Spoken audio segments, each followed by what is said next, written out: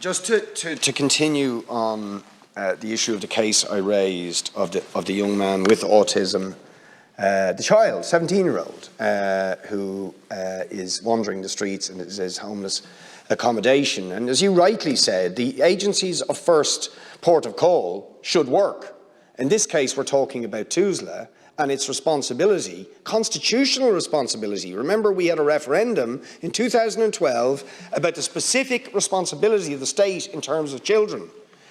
We also have signed the UN CRPD in terms of our responsibility to people with disabilities. This young man has intellectual disability and severe forms of autism, and he's in homeless accommodation, wandering the streets, and his life is in danger. His mother's gone to the Ombudsman, who's encouraged him to continue and is going to look into the case, but still he's on the streets. She's gone to court, trying to essentially compel Taoiseach to provide the proper placement and services that he needs. So the first port of call is not working, and that's where we do come in. And we have a constitutional and legal obligation to a child like this. So I would appeal to you, Taoiseach, I will pass on the details to you. The whip needs to be cracked, the services need to be provided here.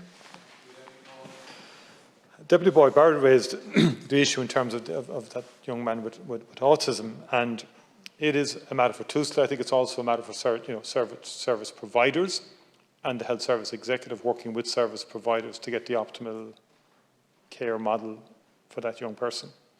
And I don't know what the various actions that have been taken to date amount to in respect of that young man in terms of any particular service that he was a part of, whether he grew up accessing particular services provided by a Section 38 body, for example, or not, or... We fought to get a replacement, but the replacement then fell down, basically. Yeah, well, I think the key answer here then is we need to get a place.